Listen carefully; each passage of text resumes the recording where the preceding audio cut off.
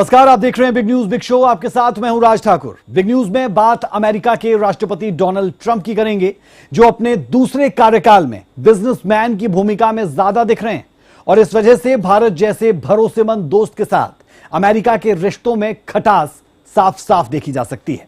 इसे लेकर south Carolina की पूर्व गवर्नर हेली ने भी ट्रंप को सलाह दी है और भारत के साथ तनाव कम करने की अपील भी की है, लेकिन ट्रंप अपनी जिद पर अड़े हुए हैं। मंगलवार को भारत के विदेश मंत्रालय ने अमेरिका की दोहरी नीति को उजागर किया और बताया कि जो अमेरिका रूस को लेकर भारत से अपने रिश्ते खराब कर रहा है, वो खुद रूस से यूरेनियम, खाद और केमिकल आयात करता है।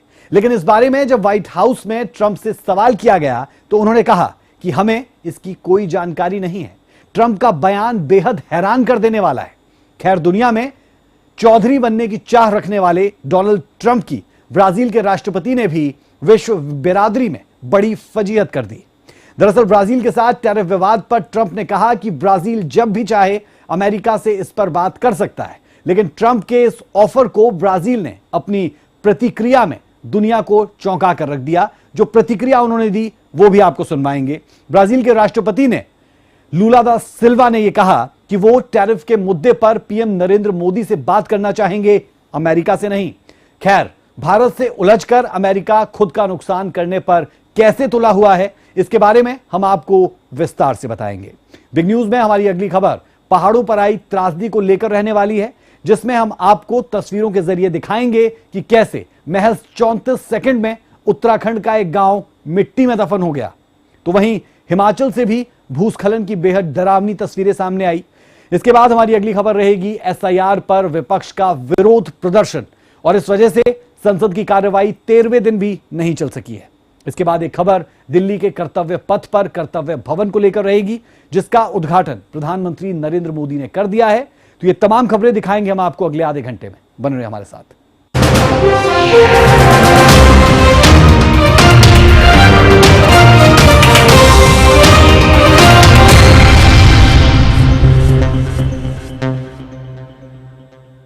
एक कहावत आपने सुनी होगी, खुद की मियां फजीहत और दूसरों को नसीहत।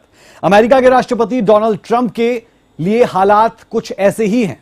भारत के साथ टैरिफ विवाद में उलझे राष्ट्रपति डोनाल्ड ट्रंप को भारत ने आंकड़ों के साथ आईना दिखा दिया है, जिसमें रूस से अमेरिका को आयात होने वाले सामानों की जानकारी है। लेकिन जब इस बारे में डोनाल्ड ट्रंप से सवाल किया गया तो उन्होंने कहा कि मुझे इस बारे में कोई जानकारी नहीं। ऐसे में हैरानी होती है ये सोचकर, जब ट्रंप को अपने देश के आयात निर्यात का पता ही नहीं, तो फिर दूसरे देशों को नसीहत देने वाले डोनाल्ड ट्रंप होते कौन हैं?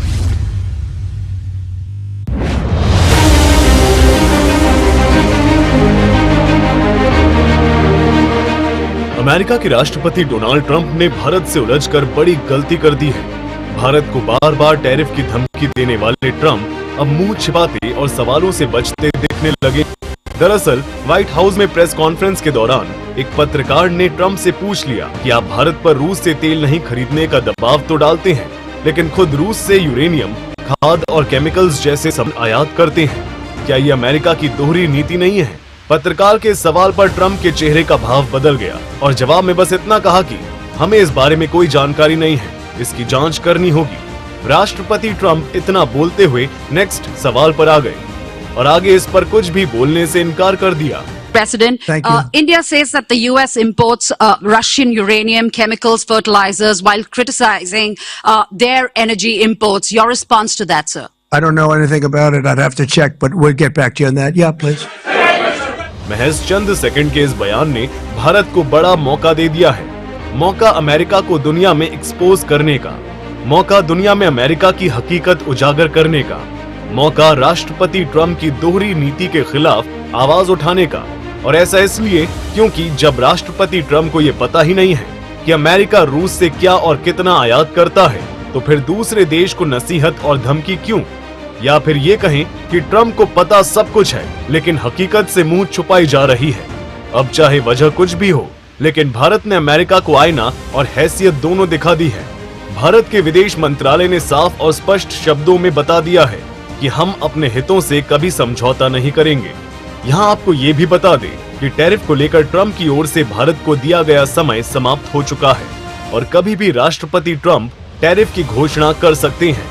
भारतीय उत्पाद पर टैरिफ लगाने को लेकर राष्ट्रपति ट्रंप की दलील है कि भारत रूस से बड़ी मात्रा में तेल खरीदता है और इन पैसों का इस्तेमाल रूस यूक्रेन के साथ युद्ध में कर रहा है। यूक्रेन युद्ध से पहले भारत रूस से सिर्फ 68,000 बैरल प्रतिदिन तेल इंपोर्ट करता था। मई 2023 तक ये बढ़कर 20 लाख बैरल प्रतिदिन हो गया, जबकि 2025 में जनवरी से जुलाई तक भारत हर दिन रूस से 17.8 लाख बैरल तेल खरीद रहा है। पिछले 2 साल से भारत हर साल 130 अरब डॉलर तेल खरीद रहा है। यही बात अमेरिका को खटक रही है, लेकिन भारत के विदेश मंत्रालय ने एक स्टेटमेंट जारी कर बताया है कि अमेरिका खुद रूस से अपनी जरूरतों का सामान आयात करता है। ब्यूरो रिपोर्ट, सूर्या समाचार। अब आपको विश्व बिरादरी में पीएम नरेंद्र मोदी के बढ़ते कद और ट्रंप की घटती साख के बारे में बताते हैं। टैरिफ नीति को लेकर आलोचना के शिकार ट्रंप ने ब्राजील के साथ बातचीत की पेशकश की, जैसे ब्राजील ने यह कहते हुए नकार दिया कि वो टैरिफ को लेकर ट्रंप को नहीं बल्कि पीएम नरेंद्र मोदी को कॉल करना पसंद करेंगे। ब्राजील के राष्ट्रपति का यह बयान दुनिया की आंखें खोलने वाला है, जरूर देखें।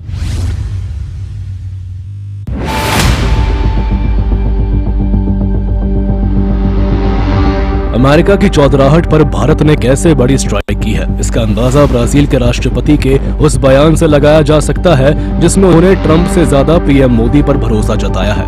दरअसल राष्ट्रपति ट्रंप ने ब्राजील को टैरिफ विवाद पर बातचीत का खुला ऑफर दिया था, जिसे ब्राजील के राष्ट्रपति लूला दा सिल्वा ने ये कहते हुए ठुकरा दिया है कि वो टैरिफ को लेकर ट्रंप को कॉल नहीं करेंगे, इसके बदले पीएम मोदी से बात करना पसंद करेंगे। बता दें कि ब्राजील दुनिया के उन्हीं चंद देशों की लिस्ट में शामिल है जिसने अमेरिका की दादागिरी स्वीकार नहीं की है, और यही वजह है कि अमेरिका ने ब्राजील पर 50% टैरिफ लगा रखा है। ब्राजील ट्रंप की इस टैरिफ से नीति के खिलाफ विश्व व्यापार संगठन यानी WTO के पास जाने पर विचार कर रहा है। इस बीच राष्ट्रपति ट्रंप ने भारत के दवाइयों पर 250% टैरिफ लगाने की धमकी दी है। एक निजी चैनल को दिए इंटरव्यू में ट्रंप ने कहा कि मैं चाहता हूं दवाइयां हमारे देश में ही बनाई जाए। बता दें कि अमेरिका भारत से जेनेरिक दवाइयां, वैक्सीन और एक्टिव इंग्रेडिएंट्स खरीदता है। साल 2025 में अमेरिका को भारत का फार्मास्यूटिकल निर्यात 7.5 अरब डॉलर से ज्यादा था। एक रिपोर्ट के मुताबिक अमेरिका लगभग 40% जेनेरिक दवा भारत से मंगवाता है। ऐसे में अगर ट्रंप दवाइयों पर ज्यादा टैरिफ लगाते हैं तो इसका सीधा असर अमेरिका में मरीजों पर पड़ेगा और इससे ट्रंप की मुश्किलें अपने ही देश में बढ़ेंगी। बता दें कि भारत जेनेरिक दवाएं सस्ते में बनाता है, जिससे अमेरिकी हेल्थ केयर सिस्टम को हर साल अरबों डॉलर की बचत होती है। हालांकि ये पहला मौका नहीं है जब ट्रंप ने भारत को दवाइयों पर टैरिफ लगाने की धमकी दी है। इससे पहले अप्रैल में ट्रंप ने कहा था कि हम जल्द ही दवाइयों पर भारी टैरिफ लगाएंगे और इसका मकसद विदेशी दवा कंपनियों को अमेरिका में वापस लाना है ताकि घरेलू दवा इंडस्ट्री को बढ़ावा मिल सके। ब्यूरो रिपोर्ट, सूर्या समाचार। अब खबर संसद के मॉनसून सत्र को लेकर है, जो बुधवार को 13वें दिन भी विपक्ष के हंगामे की भेंट ही चढ़ा। बिहार में वोटर लिस्ट वेरिफिकेशन के मुद्दे पर संसद के दोनों सदनों में विपक्षी सांसदों ने जमकर बवाल काटा। इस वजह से संसद की कार्रवाई गुरुवार तक के लिए स्थगित कर दी गई।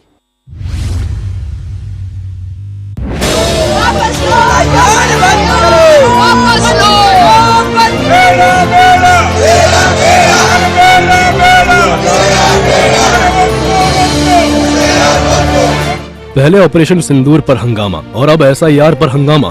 मॉनसून सत्र का 13वां दिन, लेकिन सदन के दोनों सदनों का कार्यवाही बाधित। विपक्ष के रवैये से लगातार हर एक दिन सदन नहीं चलने पा रहा है।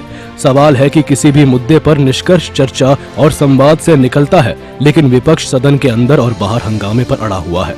आखिर संसद में SIR पर चर्चा क्यों नहीं हो सकती? इस पर संसदीय कार्य मंत्री ने विस्तार से बताया। दरअसल संसदीय कार्य मंत्री किरेन रिजिजू ने बुधवार को लोकसभा में नियमों का हवाला देते हुए कहा कि बिहार में SIR का मामला सुप्रीम कोर्ट में लंबित है।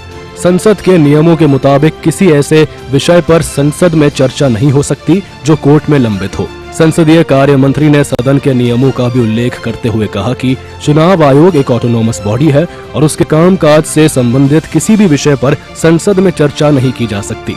संसद के नियम इसकी इजाजत नहीं देते हैं, लेकिन विपक्ष के माननीय सांसद अपनी जिद पर अड़े हुए हैं। सुनिए।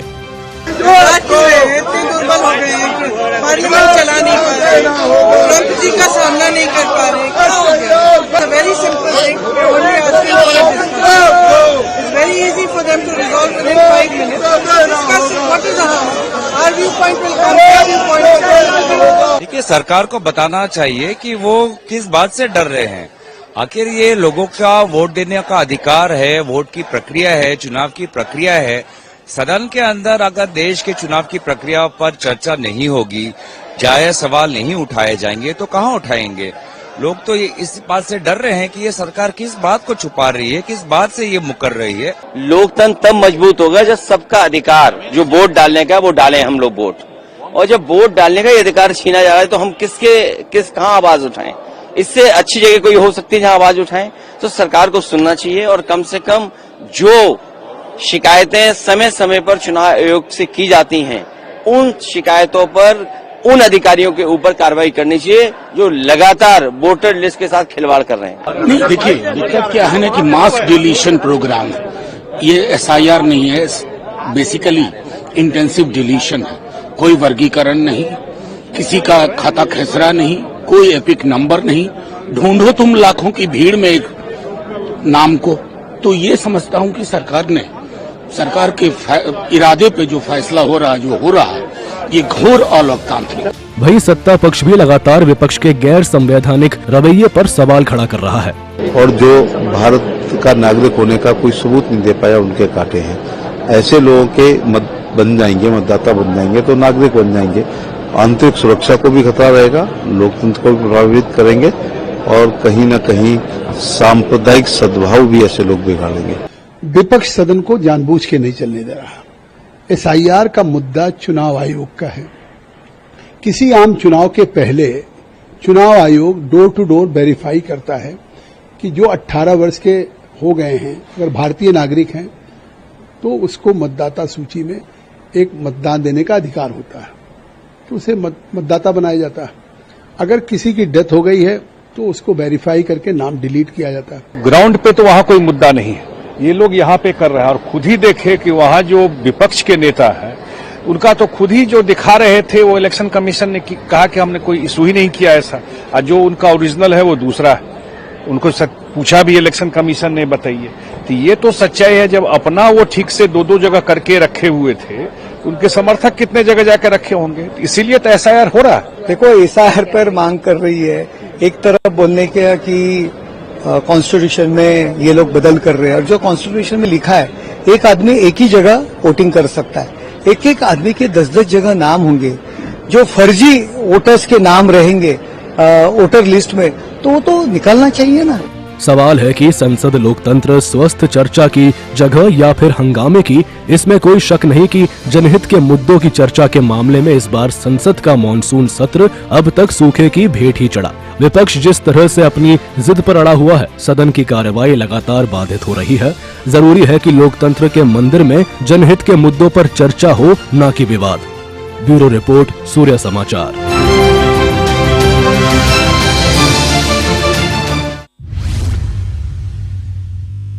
खबर देश की राजधानी दिल्ली से है, जहां प्रधानमंत्री नरेंद्र मोदी ने कर्तव्य पथ पर कर्तव्य भवन बिल्डिंग 3 का उद्घाटन किया। यह भवन साल 2019 में शुरू हुई सेंट्रा विस्टा प्रोजेक्ट का हिस्सा है। इस भवन में कई मंत्रालयों को एक साथ शिफ्ट किया जाना है, ताकि विभिन्न विभागों के बीच बेहतर तालमेल बना रहे। हमने इस इमारत को बहुत मंथन के बाद कर्तव्य भवन नाम दिया है। कर्तव्य पथ, कर्तव्य भवन, ये नाम हमारे लोकतंत्र की, हमारे संविधान की मूल भावना का उद्घोष करते हैं। गीता में भगवान श्री कृष्ण ने कहा है, न मे पार्थ अस्ति कर्तव्यम त्रिषु लोकेषु किंचन नानवाप्तम अवाप्तव्यम वर्त एव च कर्मणि। अर्थात हमें क्या प्राप्त करना है, क्या प्राप्त नहीं करना है, इस सोच से ऊपर उठकर हमें कर्तव्य भाव से कर्म करना चाहिए। कर्तव्य भारतीय संस्कृति में ये शब्द केवल दायित्व या रिस्पॉन्सिबिलिटी तक सीमित नहीं है। कर्तव्य हमारे देश के कर्म प्रधान दर्शन की मूल भावना है। स्व की सीमा से परे सर्वस्व को स्वीकार करने की विराट दृष्टि, यही कर्तव्य की वास्तविक परिभाषा है। और इसलिए कर्तव्य ये सिर्फ इमारत का नाम भर नहीं है, ये करोड़ों देशवासियों के सपनों को साकार करने की तपोभूमि है।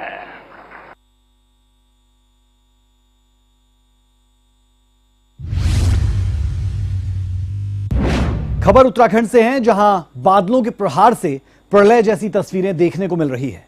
महज 34 सेकंड में धराली का एक गांव मलबे में तब्दील हो गया। इस हादसे में कई लोगों की जान चली गई तो कईयों की अभी भी तलाश जारी है। राहत और बचाव कार्यों में लगातार टीमें जुटी हुई है। बारिश बढ़ती है तो मुश्किलें और बढ़ जाती है। यह रिपोर्ट आपको जरूर देखनी चाहिए।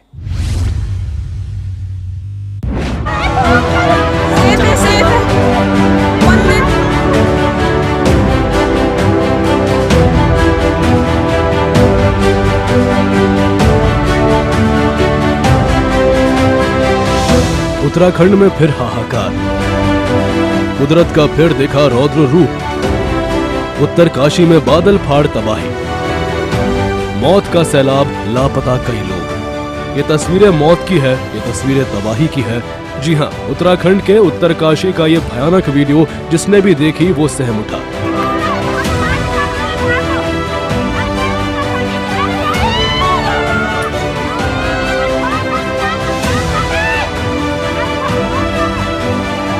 देखिए कैसे उत्तरकाशी के धराली में कुदरत का विकराल रूप दिख रहा है, कैसे प्रलय आ रहा है जिसने कई जिंदगियों को लीन लिया है और बहुत से लोग तो अब भी लापता है। चारों ओर केवल बर्बादी और तबाही ही दिख रही है। साल 2013 में उत्तराखंड ने जो कुदरत की मार झेली थी उसे कोई नहीं भूल सकता। एक बार फिर से उत्तराखंड में आपदा का ये मंजर हर ओर नजर आ रहा है। वहीं उत्तरकाशी हर्षिल मार्ग के कई स्थानों पर भूस्खलन हुआ जिस कारण सड़कें अवरुद्ध हो गई हैं।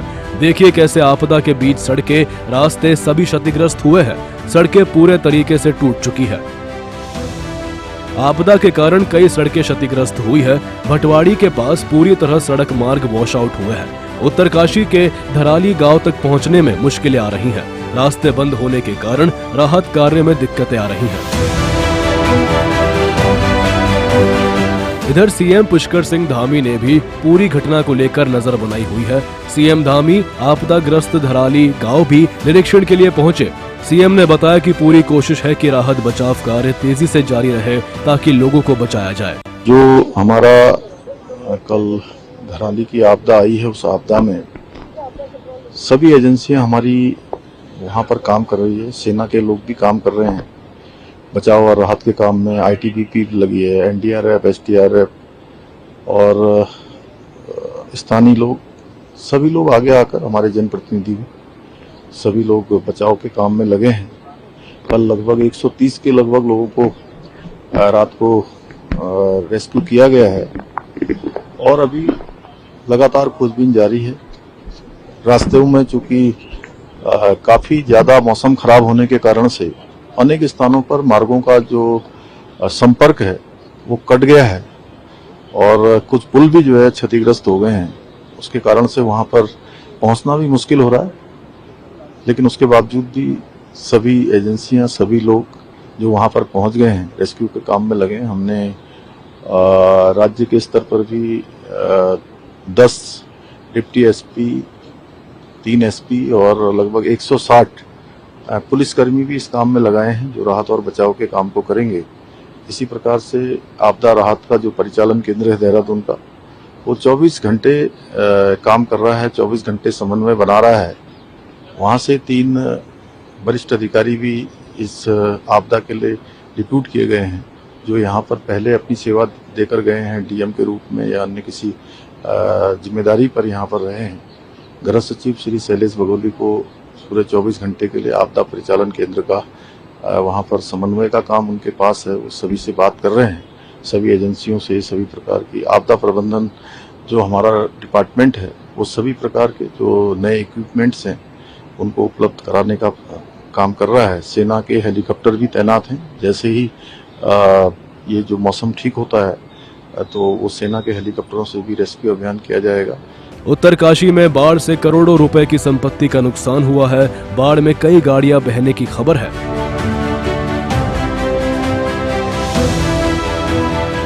कई जगह मलबे में कार फंसी हुई दिखी। हालांकि एनडीआरएफ और एसडीआरएफ की टीम राहत और बचाव कार्य में जुटी हुई है। वहीं उत्तराखंड में मौसम विभाग ने मौसम को लेकर अलर्ट जारी किया है। मौसम विभाग ने प्रदेश में भारी बारिश को लेकर चेतावनी दी है। अगले 24 घंटों के लिए भारी बारिश का अलर्ट जारी हुआ है। अलग अलग क्षेत्रों में भारी से ज्यादा भारी बारिश का रेड अलर्ट है। उत्तरकाशी, रुद्रप्रयाग, चमोली, बागेश्वर, पिथौरागढ़ और हरिद्वार, नैनीताल, उधम सिंह नगर में भारी बारिश का ऑरेंज अलर्ट है। प्रशासन की लोगों से नदी नालों से दूर रहने की अपील की गई है। केदारनाथ यात्रा को अस्थायी तौर पर रोका गया है। देहरादून, हरिद्वार, टिहरी, चमोली, उत्तरकाशी के स्कूलों में छुट्टी घोषित हुई है। साल 2013 में आए प्रलय को कोई नहीं भूला है, लेकिन फिर से उत्तराखंड में आपदा से हाहाकार मची हुई है। कुछ पलों में सब कुछ तहस नहस हो गया है। फिर से उत्तराखंड में कुदरत ने चोट पहुंचाई है। हालांकि अभी रेस्क्यू जारी है, लेकिन जो लोग लापता है उनकी कोई खबर नहीं है। प्राथमिकता यही कि जल्द से जल्द सभी को बचाया जा सके। ब्यूरो रिपोर्ट, सूर्य समाचार। कुछ यही हाल देवभूमि हिमाचल प्रदेश का भी है। किन्नौर में बादल फटने की भयावह तस्वीरें सामने आ रही है, तो प्रदेश के कई इलाकों में लैंडस्लाइड की खबरें भी आम हो चुकी हैं। प्रकृति की मार से अब तक कई लोगों की जान भी जा चुकी है, कई रास्ते बंद हो चुके हैं, तो कहीं बिजली पानी की भारी किल्लत देखने को मिल रही है। इस बीच मौसम विभाग का अलर्ट लोगों को और डरा रहा है।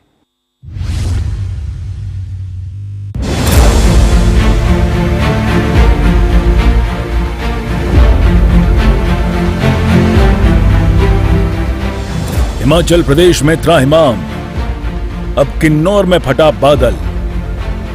किन्नौर कैलाश यात्रा स्थगित। हिमाचल से लेकर उत्तराखंड तक हर तरफ विनाश ही विनाश। हिमाचल प्रदेश से जैसे कुदरत नाराज चल रही है। प्रकृति के नाराज होने की ये भयावह तस्वीरें थमने का नाम नहीं ले रही। ये तस्वीरें किन्नौर जिले की हैं, जहां बादल फटने के बाद पहाड़ी से दरकता मलबा ही मलबा नजर आ रहा है। यह मंजर बेहद ही खौफनाक दिखाई दे रहा है। हर तरफ मलबा ही मलबा इसमें दिख रहा है, जो तेजी से बह रहा है।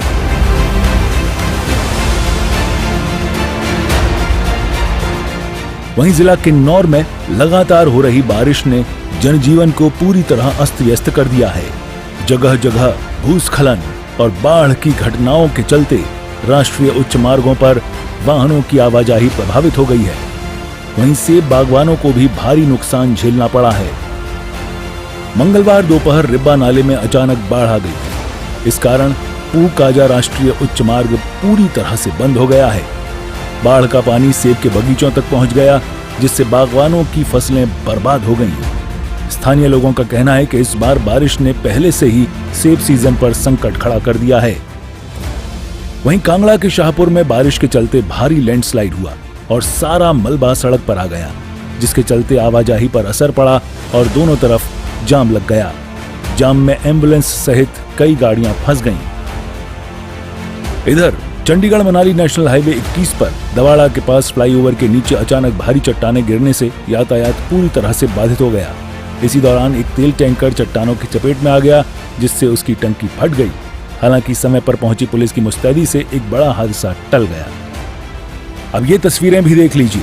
औद्योगिक क्षेत्र बद्दी बरोटी वाला नालागढ़ में हुई तेज बारिश के कारण एक और पुल बारिश की भेंट चढ़ गया।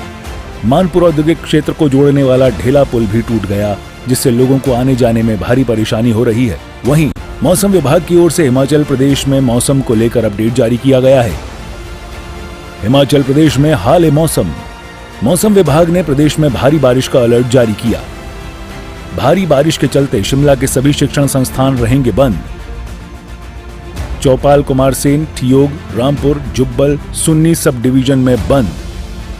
बिलासपुर, चंबा, हमीरपुर, कांगड़ा, कुल्लू, मंडी, शिमला, सिरमौर, सोलन, ऊना जिलों के कई भागों में तेज बारिश। भारी बारिश से 500 से ज्यादा सड़कें बाधित। 300 से अधिक पेयजल योजनाएं अब भी बंद। आपदा से अब तक 192 लोगों की मौत हुई। इनमें 32 लोगों की मृत्यु लैंडस्लाइड, बाढ़ और बादल फटने से हुई है। प्रदेश में अब भी 36 लोग लापता। भारी बारिश से 1852 करोड़ की संपत्ति को नुकसान हुआ। वहीं जनजातीय विकास एवं बागवानी मंत्री जगत सिंह ने प्रदेश में हुए नुकसान को लेकर जानकारी साझा की है। पूरे प्रदेश के विभिन्न स्थानों पे है और इससे जो है काफी जो है नुकसान भी हुआ है। विशेषकर अगर आप संपर्क सड़कों की बात करें तो करीब जो है आज की अभी सुबह तक कोई 613 जो है हमारे लिंक रोड्स और 4 नेशनल हाईवे जो है इस समय पूर्णतः जो है बाधित है। पर इन सभी पे जो युद्ध स्तर पे कार्य भी चला है। साथ में जो हमारे बिजली की सप्लाई है इस बार जो है अभी पिछले 2 दिन के अंदर जो है बहुत ज्यादा इससे भी जो है प्रभावित हुआ है। कोई 1491 DTR जो है आज बाधित है और पेयजल योजनाएं जो है 265 के करीब है। और इसी दौरान जो है लोगों की जो है अब इस मॉनसून में अगर टोटल अगर आप लगाएंगे डेथ जो हुए हैं मॉनसून के कारण जून से जब अभी तक 108 लोग जो है अपनी जानें गंवा चुके हैं और रोड एक्सीडेंट्स में भी 86 के करीब लोगों की जानें चली गई है। साथ में पक्के मकान जो नुकसान हुआ है तुरंत है वो 448 के करीब है और जो पार्शली डैमेज है वो 1009 और जो काउशेड है 1200 जो है 80 के करीब है।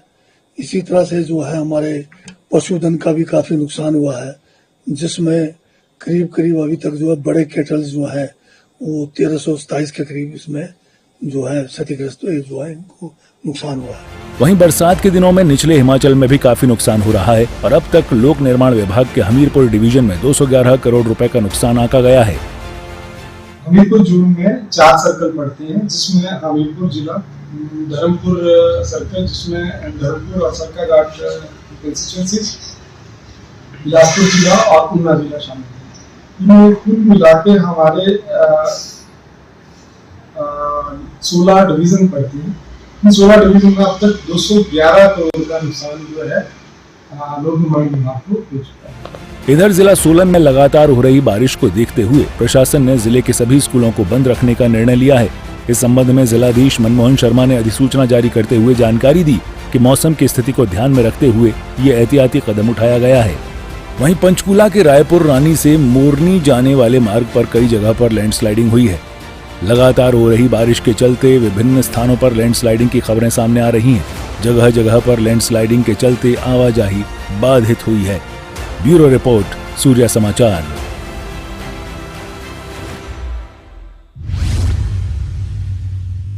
बिग न्यूज बिग शो में अभी के लिए हमारा और आपका साथ इतना ही। खबरों का सिलसिला सूर्या समाचार पर बदस्तूर जारी है। नमस्कार।